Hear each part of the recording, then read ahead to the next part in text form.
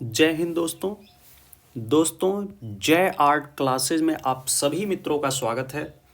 दोस्तों आज मैं आप लोगों के लिए एनवीएस आर्ट एजुकेशन का जो अभी पेपर हुआ है 30 नवंबर 2022 को, उसका क्वेश्चन आंसर लेके आया हूँ।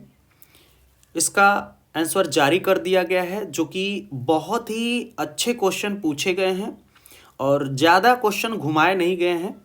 इसमें बहुत ही सिंपल तरीके से क्वेश्चन को पूछा गया है। बहुत कहा जा सकता है कि इजी वे में क्वेश्चन आए हैं, बहुत हार्ड क्वेश्चन नहीं पूछे गए हैं और इसमें काफ़ी अच्छे स्कोर काफ़ी लोगों ने किए होंगे। तो जो अभी एग्ज़ाम हुआ है 30 नवंबर 2022 को, उससे संबंधित ये वीडियो है। और ये जो क्वेश्चन इसमें दिए गए हैं, अभी जो भी कला से संबंधित एग्ज़ाम होने वाले हैं, जैसे UP TGT, PGT, KVS, NVS, DSSB, NET, JRF, कला से संबंधित सभी एग्जामों के लिए ये वीडियो बहुत ही इंपॉर्टेंट है। तो आइए दोस्तों हम इस वीडियो को शुरू करते हैं। इसमें क्वेश्चन नंबर 80 क्वेश्चन है पूरे टोटल आर्ट एजुकेशन से रिलेटेड, जो एनबीएस में पूछे जाते हैं। तो वो 80 प्रश्नों को मैं आप लोगों के लिए लेके आया हूँ। तो यहाँ पर सबसे पहले जो है क्वेश्चन नंबर 41 से वो दिए हैं। इसके पहले फर्स्ट पेपर में जो क्वेश्चन आते हैं वो हैं। तो आर्ट एजुकेशन का जो पेपर है उसको मैं यहाँ पे सॉल्व कराऊंगा। तो यहाँ पे सबसे पहले कुछ इंग्लिश में यही चीज़ें इंग्लिश में यहाँ दी हुई हैं, इंग्लिश में ये चीज़ें दी हुई हैं और इसके बाद हम आपको हिंदी में यही चीज़ें जो है उसको बताएंगे। बहुत ही अच्छे क्वेश्चन एनबीएस में आए हुए थे और टोटल जो क्वेश्चन है एनसीईआरटी बेस पर पूछे जाते हैं केवीएस, एनवीएस और डीएसएसबी में। इसके लिए जो बेस्ट बुक है history of Indian art, Devendra Kumari, काफ़ी अच्छा बुक है वो। उससे लगभग 95 क्वेश्चन लगभग उससे आए हुए हैं उस बुक से। तो अभी आपको मैं ये क्वेश्चन सॉल्व कराऊंगा और एक एक चीज़ों के बारे में बताऊंगा।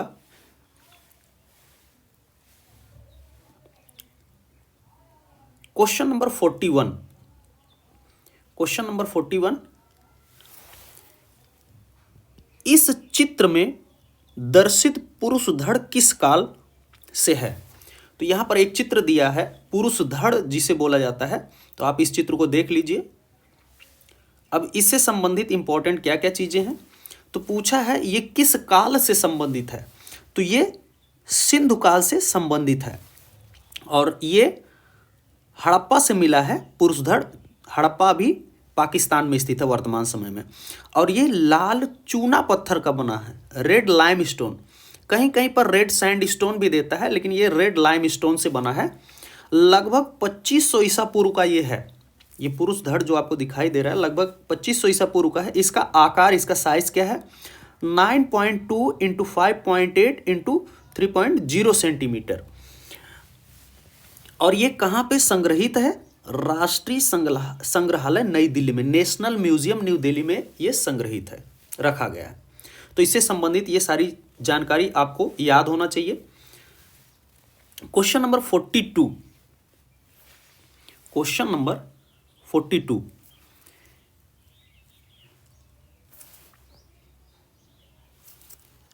सिंधु घाटी सभ्यता से प्राप्त मुद्राओं में कौन सी लिपि प्रयुक्त हुई है? तो कौन सी लिपि प्रयुक्त हुई है? हायरोग्लिफिक लिपि जो है ये प्रयुक्त है। तो राइट आंसर यहां पे 2 हो जाएगा। क्वेश्चन नंबर 43, निम्नलिखित सिंधु घाटी सभ्यता स्थलों में से कौन सा ऐसा एक स्थल है जो सिंधु नदी के तट पर नहीं बसा है? यहां पे लास्ट में दोस्तों दिया है नहीं बसा है। तो कौन सा ऐसा स्थल है जो सिंधु घाटी नदी के तट पर नहीं है? तो लोथल, लोथल ये जो है ये सिंधु घाटी के तट पर नहीं है। लोथल जो है ये भोगवा नदी के तट पर है, ये भोगवा नदी के तट पर। तो यहां पे राइट आंसर 2 हो जाएगा। क्वेश्चन नंबर 44, सिंधु घाटी सभ्यता का स्थान धौलावीरा कौन सी नदी के तट पर स्थित है? तो धौलावीरा जो है वो लुनी नदी के तट पर है। राइट आंसर यहाँ पे 2 हो जाएगा। और सिंधु नदी के तट पर कौन है? Mohenjodaro.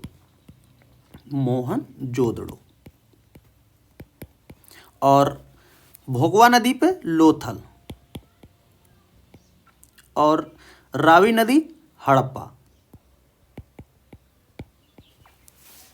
Question number 45, lost wax सिरे परदू किसे ढालने की प्रक्रिया है? तो ये किससे संबंधित है? ये कांस्य ढलाई से संबंधित है। राइट आंसर यहां पे 3 हो जाएगा।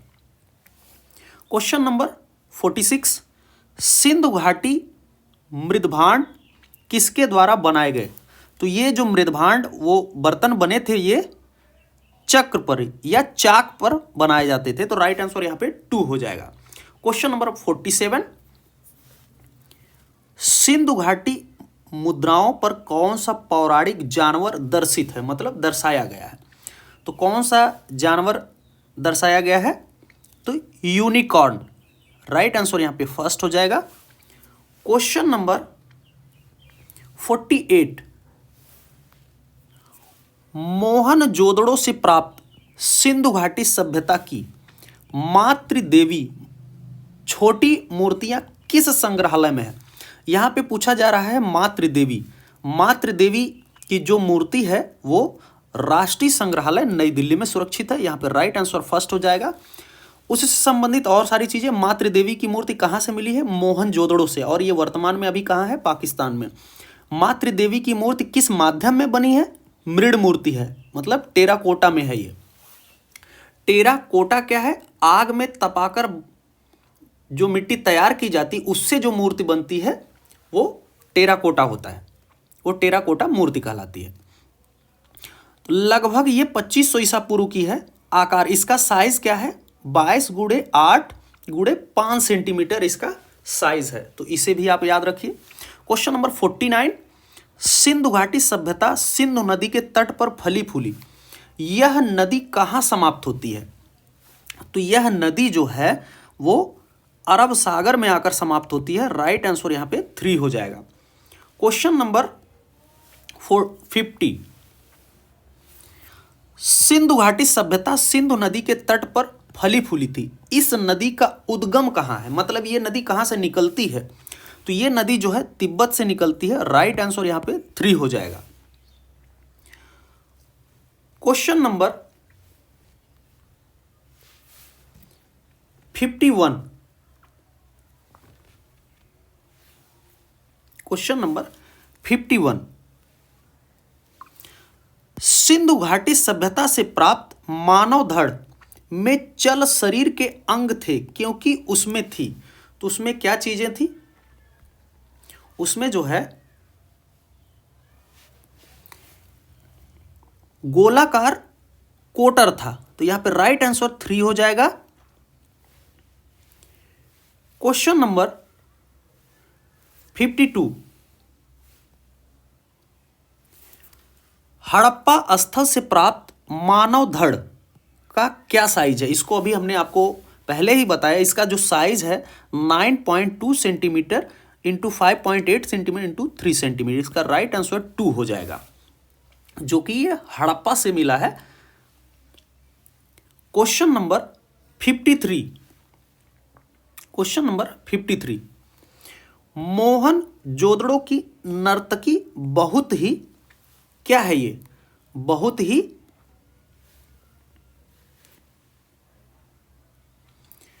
रूढ़ शैली की है। यहां पे दिया है फर्स्ट, इसका राइट आंसर हो जाएगा।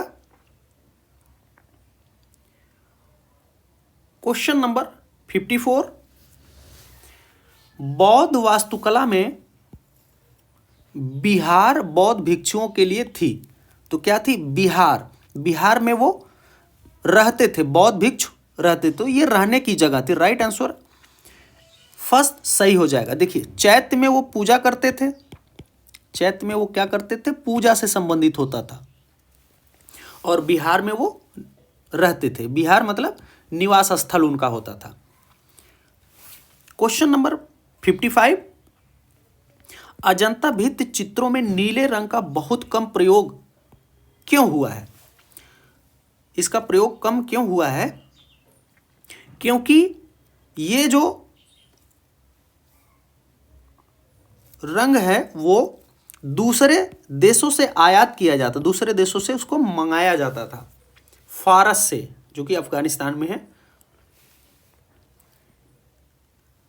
क्वेश्चन नंबर 56, गांधार शैली विकसित हुई। तो गांधार शैली किससे विकसित हुई थी? गांधार शैली यूनानी व भारतीय शैली के मिश्रण से विकसित हुई थी। Question number 57, question number 57, Sarnath के अशोक स्तंभ में सिंहों की क्या मुद्रा है? सारनाथ अशोक स्तंभ में सिंहों की क्या मुद्रा है? तो यहां पर जो राइट आंसर है वो है फर्स्ट, वो खड़े हुए हैं, आगे के पैरों के बल वो खड़े हैं। तो यहां पे राइट आंसर फर्स्ट हो जाएगा। और इससे संबंधित और चीजें मैं आपको बता दे रहा हूं। सारनाथ का सिंह शीर्ष इसे बोला जाता है। ये सारनाथ में है, मौर्य काल का है, ये 3rd सेंचुरी BC का है ये। और ये किससे बना है? पॉलिश किया हुआ बलुआ पत्थर से इसको बनाया गया है, पॉलिश सैंडस्टोन से। और ईसा की 3री सदी की यह है संग्रह। इसका संग्रह कहाँ है? सारनाथ संग्रहालय, जो कि उत्तर प्रदेश में है, ये वाराणसी में पड़ता है। तो वहां पर ये संग्रहित है सारनाथ संग्रहालय में। क्वेश्चन नंबर 58, अजंता के गुफा चित्रों की सफाई पुरातत्व विभाग ने किससे की? तो उन्होंने रासायनिक उपचार से की। इसका राइट आंसर फर्स्ट हो जाएगा। क्वेश्चन नंबर 59, निम्नलिखित में से कौन सा चित्र अजंता की गुफा संख्या 16 में चित्रित है? तो गुफा संख्या 16 का जो चित्र है मर्ती राजकुमारी या मरड़ासन राजकुमारी। इसका आंसर दोस्तों यहाँ पे जो NVS ने गलत दिया है, मार विजय इसका आंसर दिया है, जबकि मार विजय अजंता की गुफा संख्या 1 में है। अगर मार विजय की मूर्ति आपसे पूछा जाए तो ये अजंता की गुफा संख्या 26 में है, और चित्र पूछा जाएगा तो वो 1 में है। तो यहां पे राइट आंसर जो होना चाहिए मर्ती राजकुमारी या मरड़ासन राजकुमारी, गुफा संख्या 16 में है। क्वेश्चन नंबर 60, अजंता के भित्ति चित्रण में प्रयुक्त लेपिस लाजुली इनमें से किस देश से आयात किया जाता था? तो ये हमने आपको पहले ही बताया, फारस से आयात किया जाता था। राइट आंसर 4 हो जाएगा। Question number 61, question number 61, Ajanta के भित्ति चित्रण की तकनीक इनमें से कौन सी थी? तो भित्ति चित्रण की जो तकनीक थी वो टेम्परा तकनीक। इसका राइट आंसर 4 हो जाएगा। क्वेश्चन नंबर 62, अशोक युगीन वास्तुकला निम्नलिखित में से किस धर्म से संबंधित थी? तो ये बौद्ध धर्म से संबंधित थी। इसका राइट आंसर फर्स्ट सही हो जाएगा। क्वेश्चन नंबर 63, निम्नलिखित में से सांची स्तूप का युग था? तो सांची स्तूप जो है ये शुंग काल का माना जाता है। इसका राइट आंसर फर्स्ट हो जाएगा।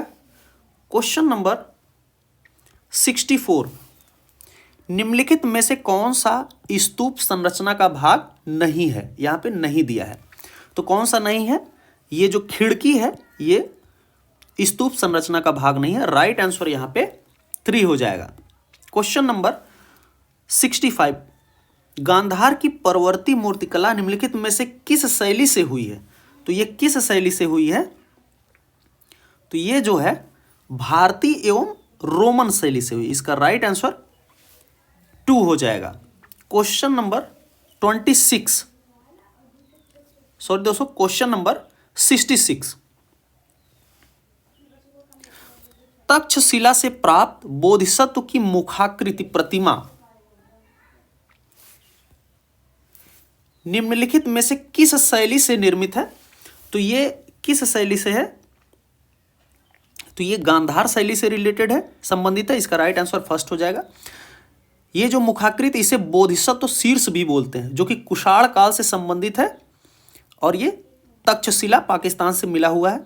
और ये शिला मतलब पत्थर में ये बनाया गया है, ईसा की दूसरी सदी से संबंधित है। ये आकार इसका साइज का है 27.5 गुणे 20 गुणे 15 सेंटीमीटर इसका साइज है। और ये राष्ट्रीय संग्रहालय नई दिल्ली में सुरक्षित है। तो इसको भी आप याद रखिए। क्वेश्चन नंबर 67, गुप्तकालीन जैन तीर्थंकर की प्रतिमा किस शताब्दी की है? तो गुप्तकालीन जैन तीर्थंकर जो प्रतिमा है ये 5वीं सदी की है। राइट आंसर यहाँ पे 4 हो जाएगा। गुप्त काल से संबंधित और भी चीजें हैं। ये जैन तीर्थंकर की प्रतिमा जो है ये गुप्त काल की है और मथुरा शैली में बनी है। ये लाल बलुआ पत्थर से बना है, ईसा की 5वीं सदी की है। और ये राज्य संग्रहालय लखनऊ उत्तर प्रदेश में ये संग्रहित है। क्वेश्चन नंबर 68, लाल बलुआ पत्थर के अलावा कुतुब मीनार में और कौन से पत्थर का प्रयोग हुआ है? तो यहां पर देख लेते हैं और कौन से पत्थर का प्रयोग है। देखिए यहां पे ये कुतुब मीनार है, जो कि कुतुब मीनार कहाँ है? कुतुब मीनार दिल्ली महरौली में स्थित है, ये दिल्ली में। और इससे चीजें और हम देख लेते हैं क्या क्या चीजें। इसकी ऊंचाई जो है 72.5 मीटर है। अगर फीट में बात करें तो 237.8 फीट है ये। और इसका जो इसमें सीढ़ियाँ 379 सीढ़ियाँ इसमें 5 मंजिला है। वह चार इसमें बालकनी भी बनाए गए हैं। और इसका ये नीचे की तरफ चौड़ा है और ऊपर की तरफ पतला होता गया है। तो यहाँ पर ये लाल बलुआ पत्थर और सफ़ेद संगमरमर से बना है। इसका शीर्ष का व्यास जो है 9 फीट है, मतलब एकदम सिरे पर ऊपर की तरफ। और इसका मीटर में बात करें 2.75 मीटर। आधार का व्यास मतलब जहाँ से बनना स्टार्ट हुआ है आधार पर 46.9 फीट। अगर मीटर में बात करें तो 13.75 मीटर है। तो इससे संबंधित और चीज़ें आप याद रखिए, काफ़ी इंपॉर्टेंट है ये।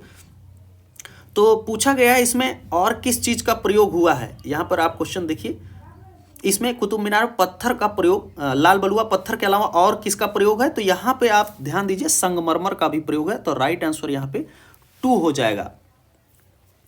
क्वेश्चन नंबर 69, कांस्य में मुख्य धातु क्या है? तो कांस्य में मुख्य धातु क्या है? तो मुख्य धातु जो है वो तांबा है। राइट आंसर यहां पे 3 हो जाएगा। 69, तांबा प्लस जस्ता प्लस टीन, ये तीनों का मिक्स रूप होता है कांस्य। क्वेश्चन नंबर 70, कांस्य क्या है? तो कांस्य क्या है? कांस्य एक मिश्र धातु है। इसका राइट आंसर 2 हो जाएगा। इसका राइट आंसर 2। क्वेश्चन नंबर 71,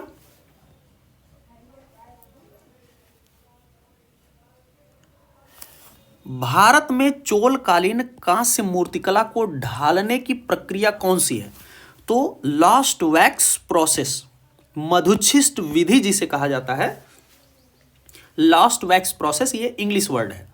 तो यहां पर राइट आंसर 4 हो जाएगा। क्वेश्चन नंबर 72, मंदिर निर्माण की गतिविधि भारत में किस राजवंश के समय शुरू हुई थी?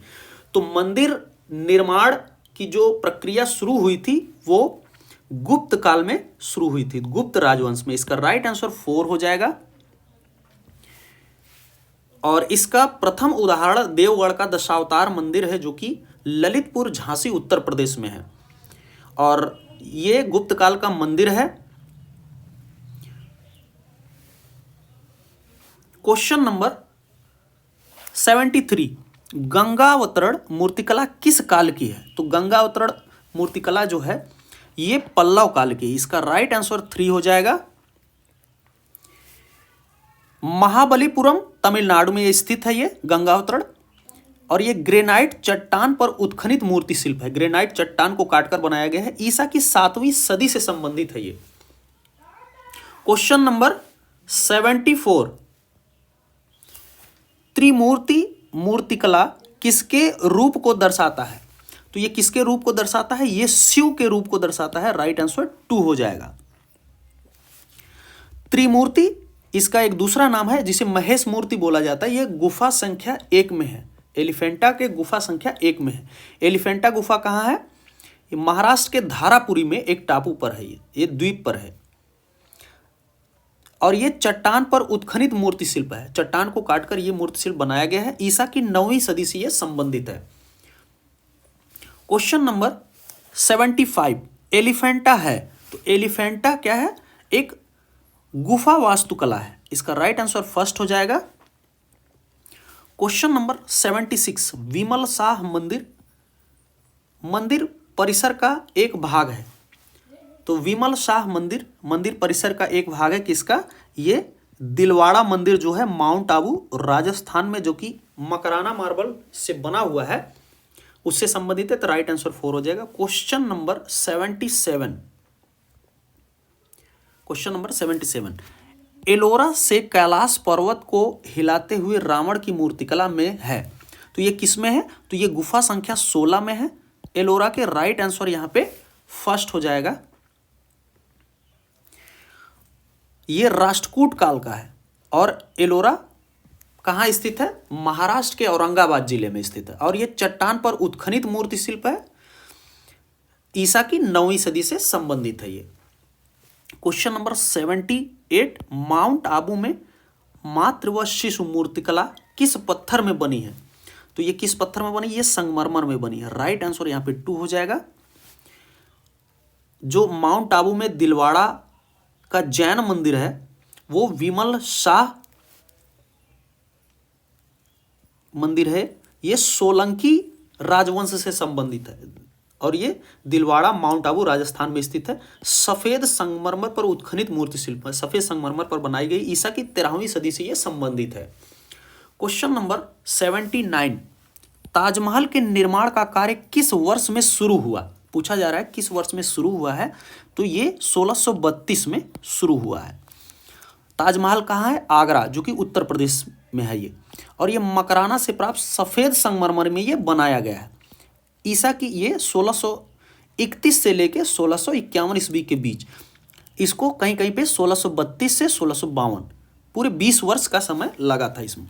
एक प्रकार का स्मृत मकबरा है ये, जिसमें मुमताज व शाहजहां का इसमें मकबरा है और ये शाहजहां काल में बनाया गया है।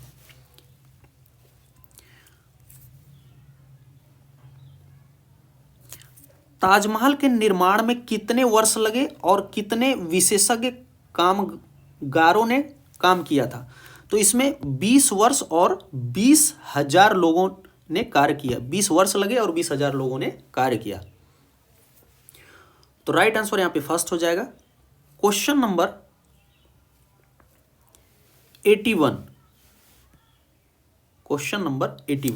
गोल गुंबज का मकबरा है। तो गोल गुंबज किसका मकबरा है? मोहम्मद आदिल शाह का। इसका राइट आंसर फर्स्ट हो जाएगा। और गोल गुंबज कहाँ है? बीजापुर, कर्नाटक में। और इसमें ईंट तथा चूना पत्थर का प्रयोग किया गया है बनने के लिए और ईसा की 1659 ईस्वी में इसको बनाया गया है। और अगर आपसे शैली पूछा जाए तो ये इंडो इस्लामिक शैली में बना है। संस्थापक इसके मोहम्मद आदिल शाह। आधार पर इसका व्यास, जो आधार इसका कितना है? 47.5 मीटर, ये वर्गाकार है। व्यास इसका कितना है? 44 मीटर। ऊंचाई कितना है? 33.22 मीटर। क्वेश्चन नंबर 82, लघु चित्र का क्या अर्थ है? तो लघु चित्र क्या होता है? ऐसा चित्र जो आकार में छोटे हों किंतु उसमें दिखाई गई विभिन्न आकृतियों के विभिन्न लक्षणों को सूक्ष्मता से दर्शाया गया हो। मतलब जो चित्र है वो छोटे होंगे लेकिन उसमें बहुत डिटेलिंग कार्य होगा, बहुत सूक्ष्मता से उसको बनाया गया होगा। तो यहाँ पे यही पूछा है लघु चित्र का है। तो ये क्या है? आकार में लघु होते हैं, आकार में छोटे होते हैं। राइट आंसर यहाँ पे 3 हो जाएगा। क्वेश्चन नंबर 83, भारत में लघु चित्र शैली का आरंभ में हुआ, कब हुआ था? तो ये 10वीं सदी ईस्वी का उत्तरार्ध, 10वीं सदी ईस्वी के बाद में हुआ था। तो राइट आंसर यहाँ पे 4 हो जाएगा। क्वेश्चन नंबर 84, 999 ईस्वी में कौन सी बौद्ध पांडुलिपि को ताड़पत्र पर चित्रित किया गया था? तो किसे किया गया था? तो ये प्रज्ञापारमिता को किया गया था। राइट आंसर यहां पे 3 हो जाएगा। क्वेश्चन नंबर 85, कौन सी लघु चित्रकला पश्चिमी भारतीय लघु चित्रकला शैली के अंतर्गत आती है? तो कौन सी आती है? तो जैन लघु चित्रकला को पश्चिमी कला इसे बोलते हैं, पश्चिमी कला, अपभ्रंश कला, जैन कला, कई नाम है इसका। तो यहां पे राइट आंसर फर्स्ट हो जाएगा। क्वेश्चन नंबर 86, चित्र में दर्शित प्राचीन ग्रंथ हस्तलिपि में वस्तु को पहचानिए। तो यहां पर दिया है, ये चित्र है, इसमें पहचानना है आपको ये किस पर बनाया गया है। तो ये एक ताड़पत्र है, पाल शैली के जो चित्र हैं वो ताड़पत्र पर बने हैं। तो राइट आंसर यहां पे 3 हो जाएगा। क्वेश्चन नंबर 87, कथात्मक बौद्ध हस्तलिपि लघुचित्र किस काल से संबंधित है? तो ये किस काल से संबंधित है? तो ये पाल काल या पाल शैली से संबंधित है। राइट आंसर 3 हो जाएगा। क्वेश्चन नंबर 88, भारत में 14वीं सदी ईस्वी में लघु चित्र बनाने के लिए ताड़पत्रों का स्थान किसने ले लिया था? तो ताड़पत्रों का स्थान कागज ने ले लिया था। तो राइट आंसर 3 हो जाएगा। क्वेश्चन नंबर 89, जैन मुनि द्वारा चित्रित 1439 ईस्वी की एक हस्तलिपि लघु चित्रकला कहलाती है। तो ये क्या कहलाती है? ये मांडुकल्प सूत्र है। इसका राइट आंसर 2 हो जाएगा। क्वेश्चन नंबर 90, जैन लघु चित्रकला की मुख्य विशेषता क्या है? तो जैन लघु चित्रकला की मुख्य विशेषता है प्रचुर मात्रा में सोने के रंग का प्रयोग और चेहरे के बाहर झांकती आंखें या परली आंख का दिखना। ये राइट आंसर हमारा 3 हो जाएगा। ये जैन कला की सबसे बड़ी विशेषता है।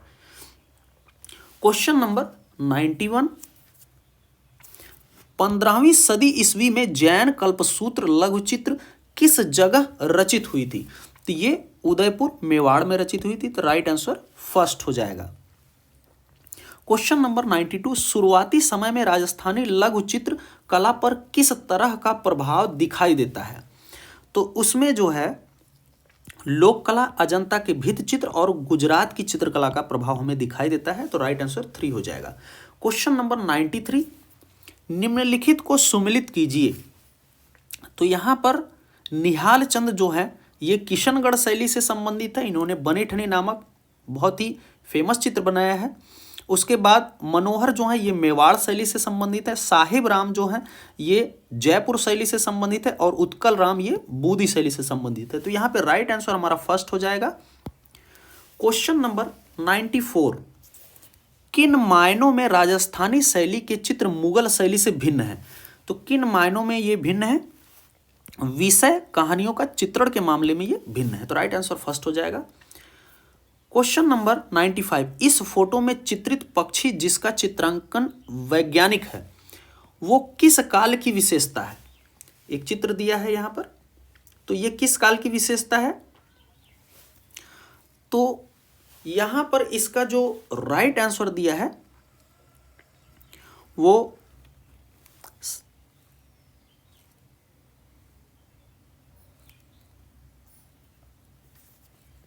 क्वेश्चन नंबर 95, तो इसमें दिया है राइट आंसर इसका शाहजहां काल। जबकि इस प्रकार का जो चित्रण है मंसूर द्वारा जहांगीर के काल में बनाया गया है, लेकिन इसका वैज्ञानिक तरीके से पूछ रहा है तो ये यहाँ पे राइट आंसर इसका शाहजहां काल दिया है। दोस्तों यदि आपको इसका राइट आंसर पता है तो आप जरूर कमेंट बॉक्स में कमेंट करिएगा। क्वेश्चन नंबर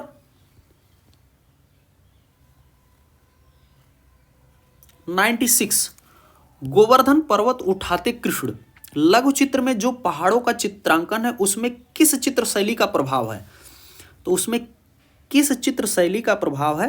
तो उसमें चीनी शैली का प्रभाव दिखाई देता है। देखिए गोवर्धन पर्वत उठाते कृष्ण या गोवर्धनधारी कृष्ण इसी चित्र का नाम है। तो ये मिस्किन द्वारा बनाया गया है। ये कागज पर जल रंग में बना है। इसका तकनीक जो है टेम्परा तकनीक है और ये अकबर के शासनकाल में बना है। इसका समय है 1585 से 90 ईस्वी के बीच, 90 ईस्वी के बीच, और इसका संग्रह राष्ट्रीय संग्रहालय नई दिल्ली में ये सुरक्षित है। क्वेश्चन नंबर 97, मुगल शैली के लघु चित्र में रज्मनामा चित्र क्या दर्शाता है? तो रज्मनामा जो है ये महाभारत का फारसी में अनुवाद है, रज्मनामा, और इसका अनुवाद अब्दुल कादिर बदायूनी ने किया था। किसने? अब्दुल कादिर बदायूनी ने।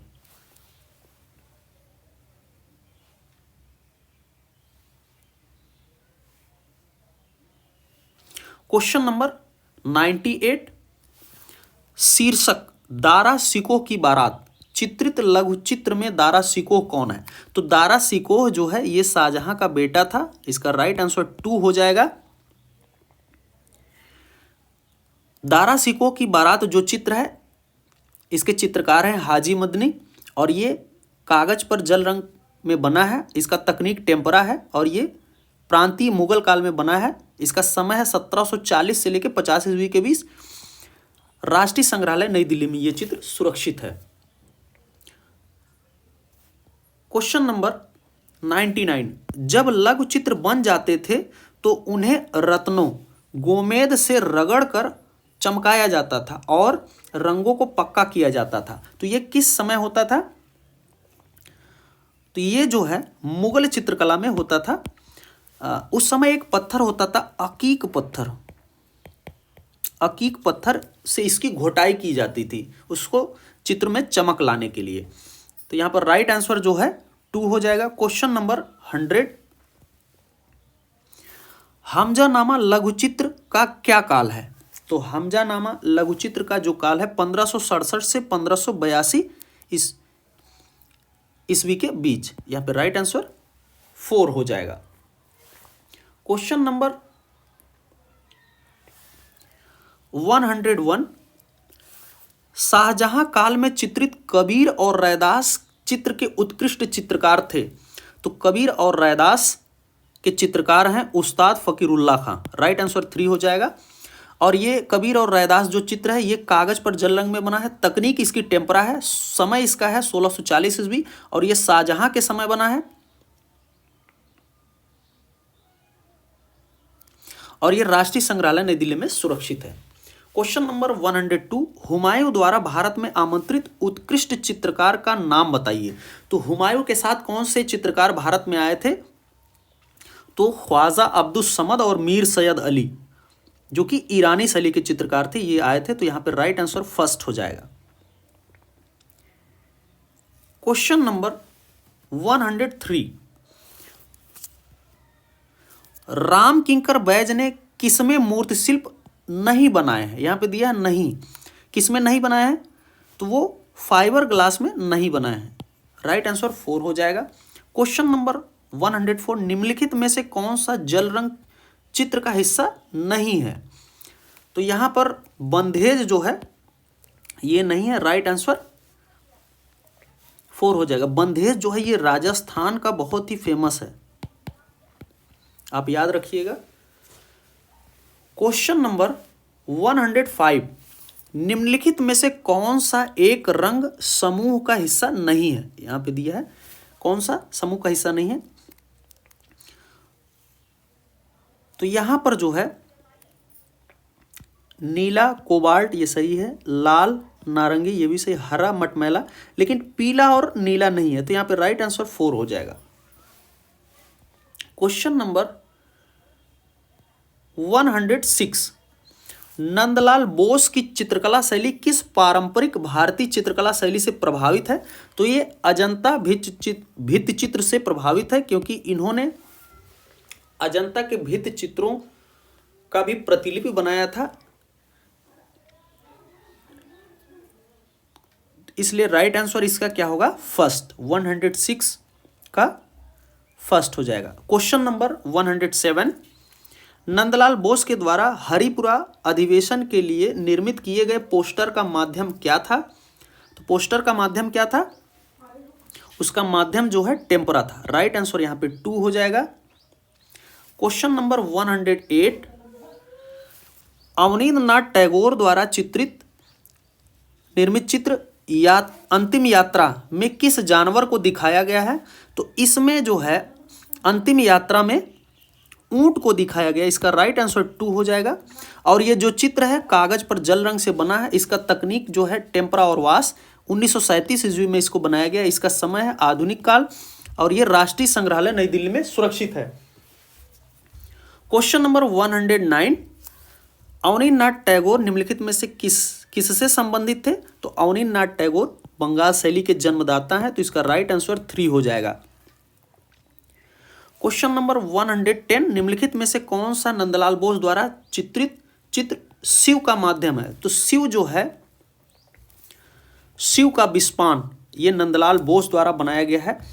तो इसका जो राइट आंसर होगा वो है वाश एंड टेम्परा विधि। 3 इसका राइट आंसर है। क्वेश्चन नंबर 111, निम्नलिखित में से कौन सी अब्दुल रहमान चुगताई द्वारा निर्मित चित्र राधिका की तकनीक है? तो राधिका चित्र इन्होंने जो बनाया है ये वाश तकनीक में है। इसका राइट आंसर 2 हो जाएगा। ये कागज पर जल रंग में बना इसका माध्यम है, आधुनिक समय का है ये, और ये 1940 ईस्वी में बनाया गया है। राष्ट्रीय संग्रहालय नई दिल्ली में ये सुरक्षित है।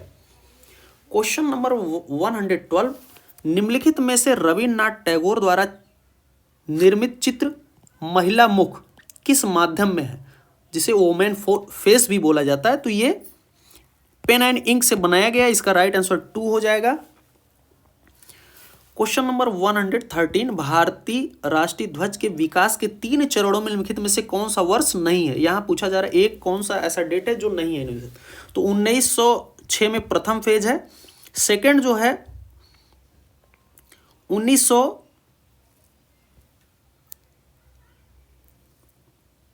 1921, 1947, जबकि 1924 नहीं है यहाँ पे। ये 1924 का नहीं है।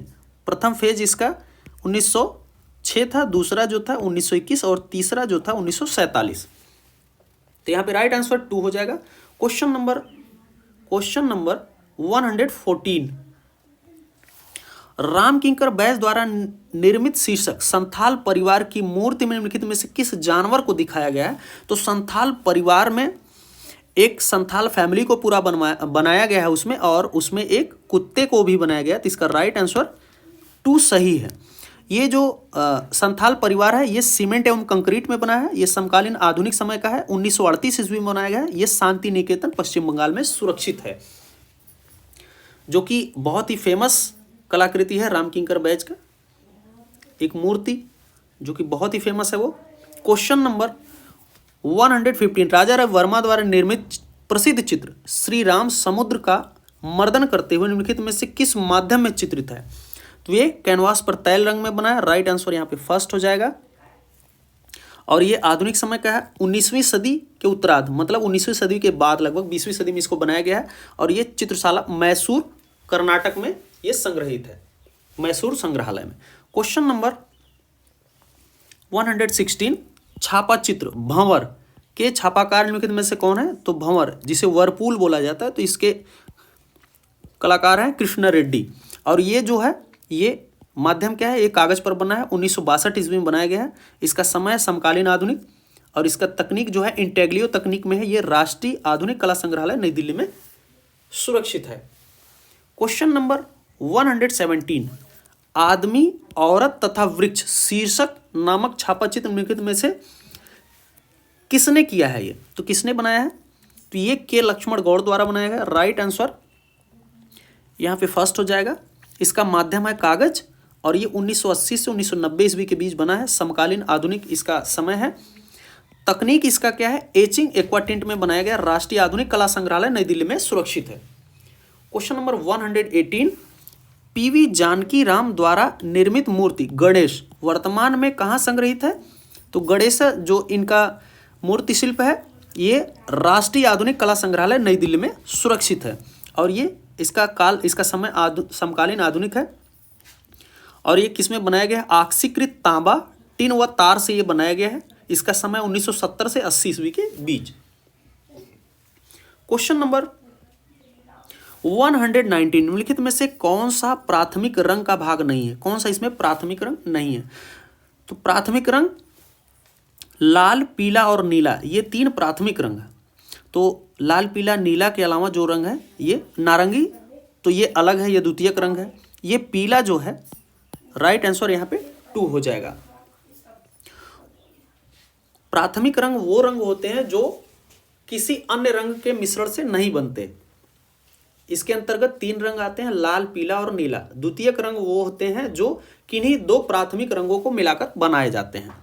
जैसे लाल और पीला मिलाएंगे तो नारंगी रंग बनेगा, और नीला और पीला मिलाएंगे तो हरा बनेगा, और लाल और नीला मिलाएंगे तो बैगनी बनेगा। क्वेश्चन नंबर 120, निम्नलिखित में से कौन सा पारदर्शी रंग है? ऐसा कलर जो ट्रांसपेरेंट हो, आर पार दिखाई देता हो। तो जल रंग में यह प्रवृत्ति होती है, तो राइट आंसर यहां पे फर्स्ट हो जाएगा।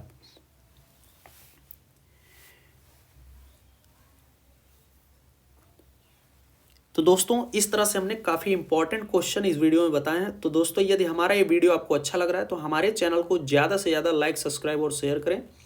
हमारे यूट्यूब चैनल पर कमेंट करके बताएं कि आपको ये वीडियो कैसा लग रहा है। दोस्तों इसी प्रकार से विजुअल आर्ट से संबंधित इंपॉर्टेंट वीडियो मैं आप लोगों के लिए लाता रहूँगा। धन्यवाद दोस्तों।